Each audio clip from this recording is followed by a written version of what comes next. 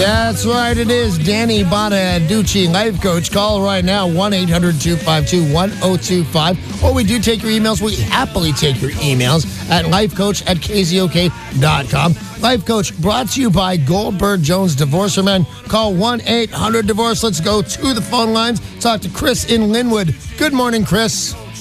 Hey, guys. How's it going? Morning, guys. Good morning to you. How are you, sir?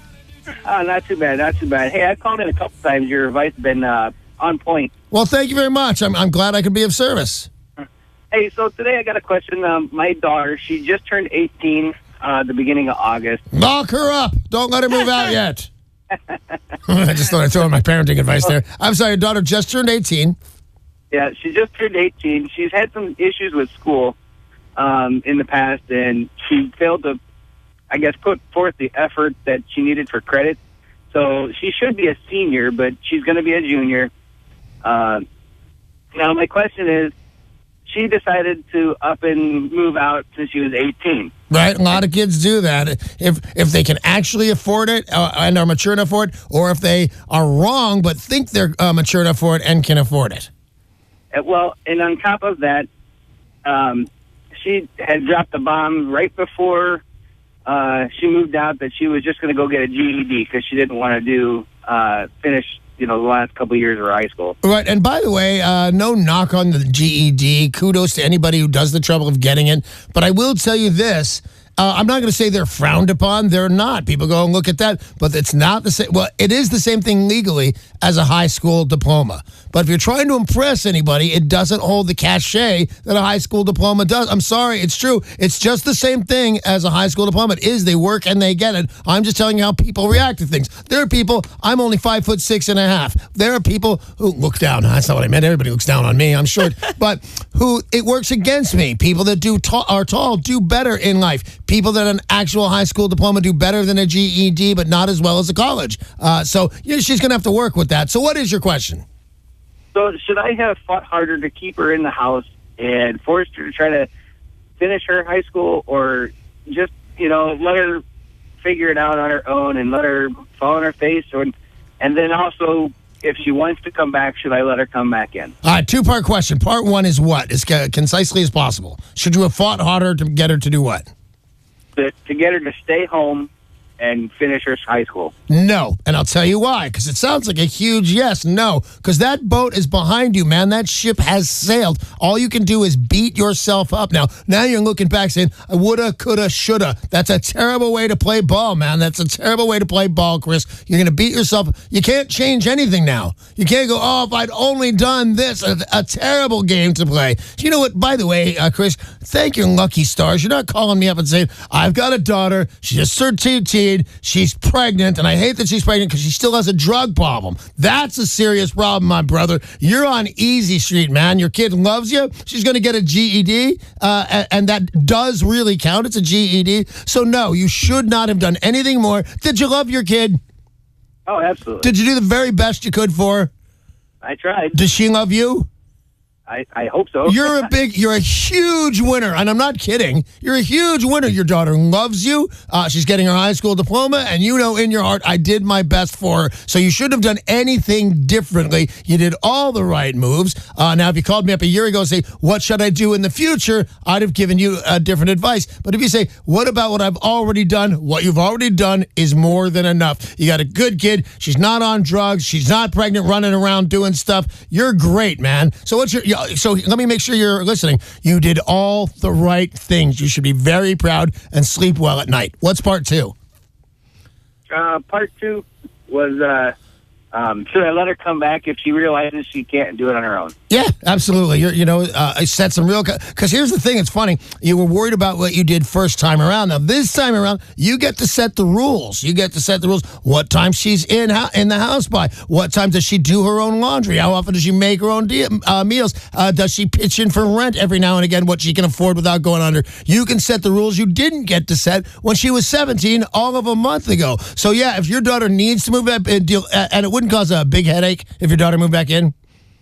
No, it wouldn't. Yeah, no.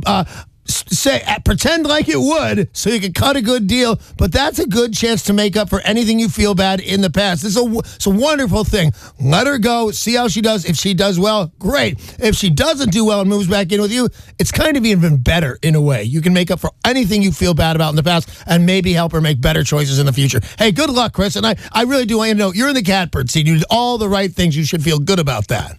800-252-1025. You should be dialing that number now and let Danny Bonaduce help you figure out your problems. He's been through it all, and he can help you through the other side. Yeah, and imagine that Chris guy.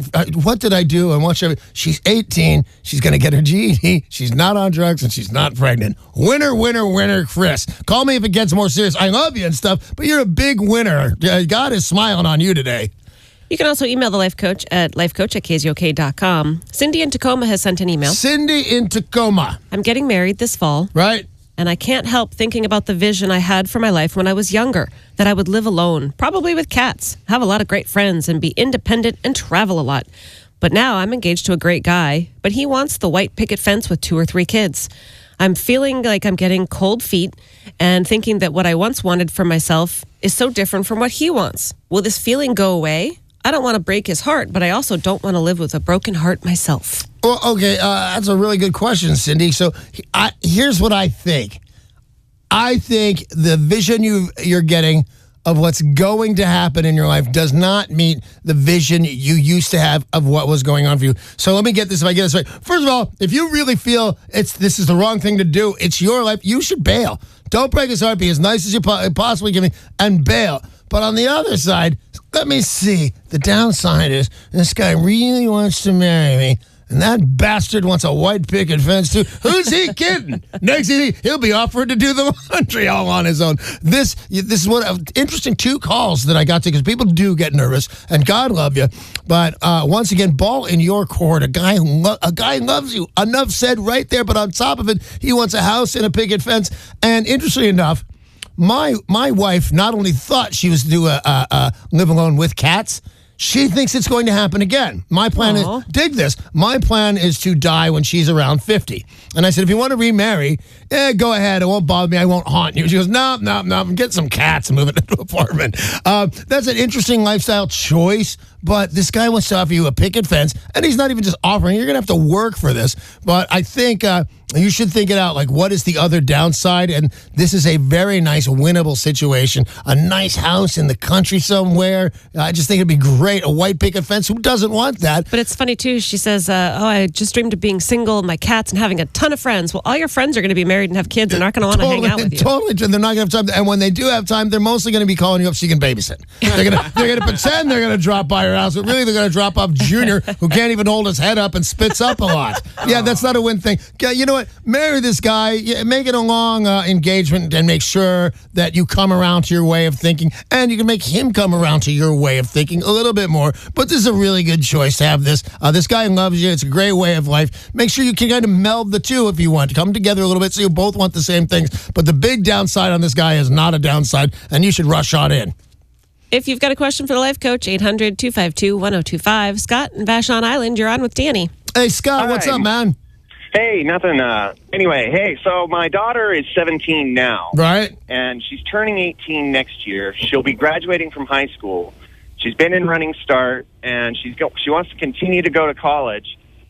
But she wants to move out and move in with her friend's parents and her friend. So what I'm wondering is, do I have to continue paying her mother child support? Can I pay her, my daughter, directly the child support? I'm just wondering what my options This is a wonderful question I'm going to answer it to the best of my abilities, but we have the guy that brings you this Goldberg Jones Divorce for Men.